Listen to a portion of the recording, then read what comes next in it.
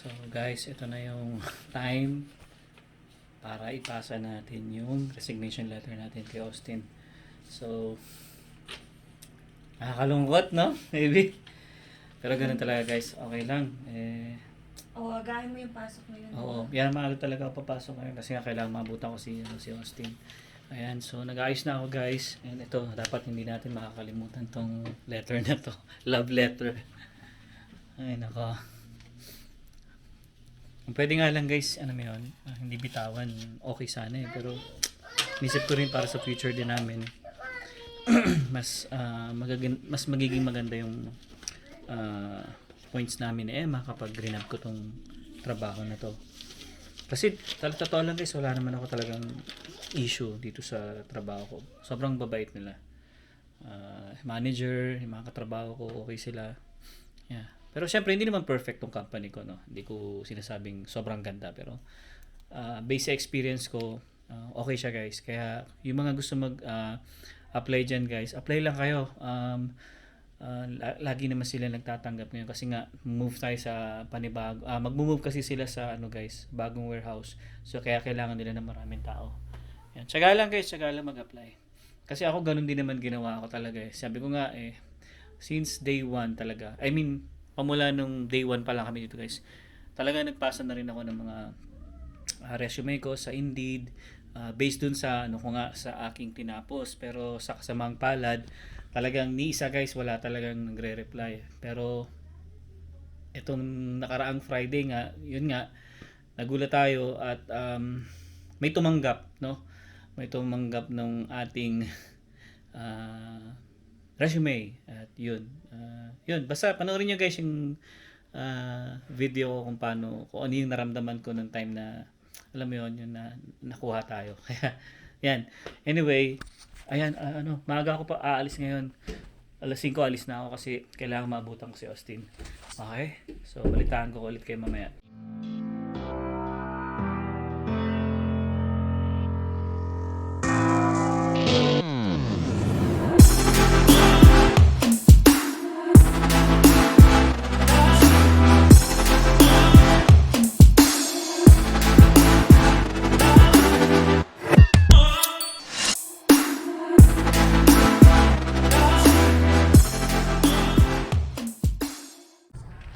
So, papasok na tayo guys.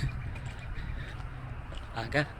Hindi, pinagahan ko talaga guys kasi nga, kailangan natin makausap si Austin. Magandang weather ngayon pero bukas mag-i-snow na naman kami. Oh my god. ID, cellphone, earbuds, wallet ko, dito ba? Check. Yeah.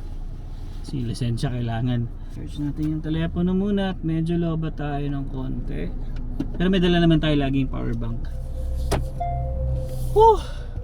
Ayan, so yun guys, no, medyo kinakabahan ako. Although hindi ko naman dapat talaga isipin kasi dito naman sa atin sa Canada, anytime naman pwede tayo mag-resign. Basta magpaalam lang tayo ng maayos. Totoo lang guys, nalulungkot din ako. Kasi yun nga, sabi ko nga sa inyo, mahal ko yung trabaho ko dito bilang isang forklift operator.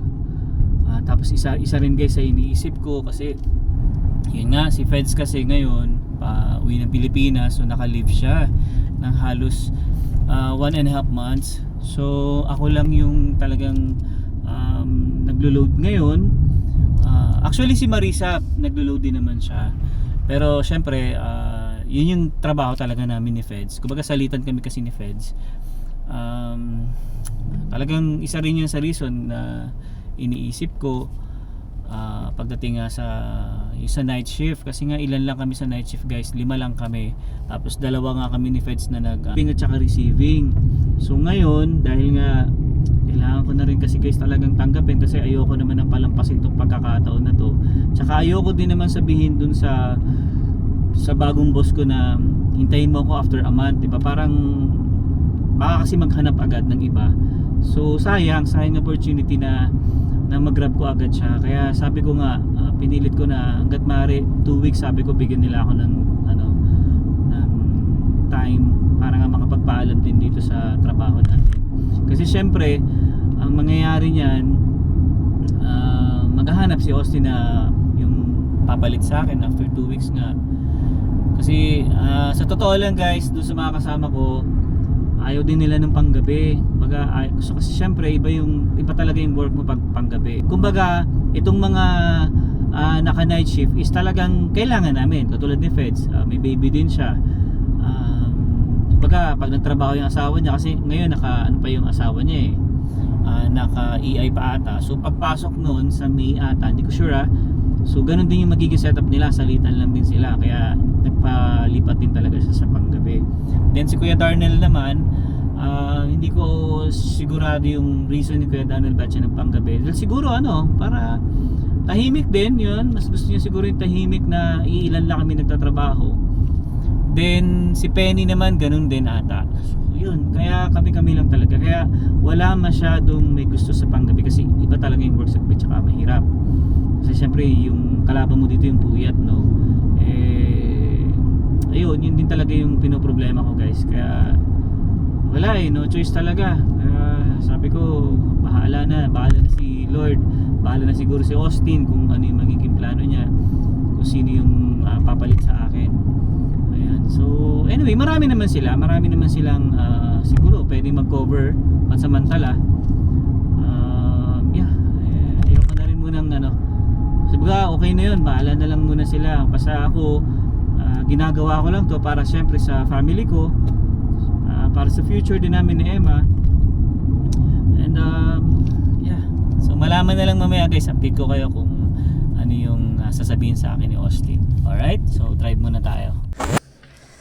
Ay nako guys, so hindi ko naabutan si Austin. Alas 3 pa lang daw pala umuwi na. So siguro iwan ko na lang sa table niya yung letter natin, then message ko na lang siya na may iniwan ako letter doon, pero hindi ko muna sasabihin na resignation letter. So pero sasabihan ko na rin si Marisa na yun nga, magre-resign ako after 2 weeks kasi gusto ko rin sabihin agad para at least maplano nila kung ano yung gagawin or kung sino yung papalit sa atin. Ayan, sayang hindi ko naabutan. Anyway, so yan, hintayin ko na lang muna mag 6, actually 30 minutes pa, masyadong maaga. Kasi normally dumarating ako dito mga 5:50 ganyan, 5:55. Kasi yun lang yung time na pwede kami mag punch in 5 minutes before ng aming duty. Kaya yun, so yeah. And siya nga pala guys, no, yan, nakapirma na rin tayo doon sa job offer. Okay naman sa akin yung mga conditions, and syempre yung salary din natin okay din naman siya. Ano ba, ewan, basta sobrang happy lang ako guys. Happy, masaya na malungkot kasi nga iiwan natin tong company natin na which is okay nga naman talaga din siya guys. Kaya sabi ko sa inyo, okay na okay dito sa company namin, hindi kami stress, wala kaming rush, mga ganun. So mamimiss ko itong especially itong inuupuan ko kasi since day 1 ko dito dito na ako nakaupo talaga. So parang yan may kanya-kanya kaming upuan. Kung saan kami nakaupo, doon na talaga yung namin, lugar namin. So yun guys, no, bali yan, nakausap ko na si Austin. Bali official na yung ating pagre-resign guys, no. Inaprubahan niya na rin. Di ba nga guys, maaga ako pumasok kahapon sa trabaho, kaso nga lang maaga siyang umalis din, mga around 3 PM daw nga umalis nga siya. So anyway, bali iniwan ko na lang sa table na yung resignation letter ko kagabi kasi nga panggabi tayo, no, night shift tayo. So bali guys, pagising ko ng umaga, yan, nakatanggap ako ng message sa kanya. Actually hindi ko siya message na may iniwan akong letter, basta pagising ko, yun nga, natanggap ko na lang na nalulungkot daw siya, parang talaga na-shock daw siya, parang gano'n. Tapos hinintay niya ako nung hapon, bali hinintay niya ako ng hapon para nga makausap ako. Then actually guys, medyo naging emotional din tayo kasi nalungkot din ako kasi talaga guys minahal ko din kasi talaga yung trabaho kasi totoo lang, kung wala nga to, yung offer na to, siguro doon pa rin naman talaga ako. Baga siya pa rin mag-stay pa rin ako talaga doon. Kaso nga lang may magandang nangyari. Siguro talagang ito yung time na binigay sa atin ni Lord na at least related na siya sa ating profession. Grinab ko talaga siya, guys, no. Sabi ko nga kay Emma, hindi na importante yung kung mataas o mababa yung sweldo nitong papasukan ko. Ano mo yun, yung trabaho kasi talaga, guys, napamahal siya sa akin. Kaya pambigat din talaga sa akin. Kaya nga nag-usap kami ni Austin, talagang ayun, nalungkot nga daw siya. Talagang malaking kawalan nga din sa night shift na nawala tayo. Kasi nga, umuwi din si Feds. Dalawa kasi kami yung naglo-load. Kumbaga, umuwi siya, tapos ito magre-resign ako. So talagang sabihin natin halos pilay talaga. Kaya sabi pa nga niya sa akin, parang gusto niya sana akong offeran, pero alam niya na nakasign na rin ako. Kaya sabi ko rin, sabi ko hindi. Kumbaga, nag-sign na rin talaga ako ng contract. Kumbaga, hindi ko na siya pwedeng bawiin. And naintindihan niya naman. Kumbaga, para sa atin din naman yung sabi ko. Tsaka in-explain ko rin naman sa kanya na yun nga, ginab ko itong chance na to kasi nga siya sa atin, related siya sa profession natin. Tapos isa pa, makakatulong siya sa pag-PR namin, sa pag-apply namin ng PR dito sa Canada. Kaya naintindihan niya naman. Kumbaga, sabi niya rin, at saka ito pala, guys, sabi niya pa rin sa akin, if ever daw na magka-problema, kung ano man yan, hindi natin masabi, kunyari, let's say sabihin hindi ako naging masaya sa trabaho ko ngayon, kung mga ganung bagay lang, basta sabi niya sa akin, anytime daw pwede akong bumalik sa kanya.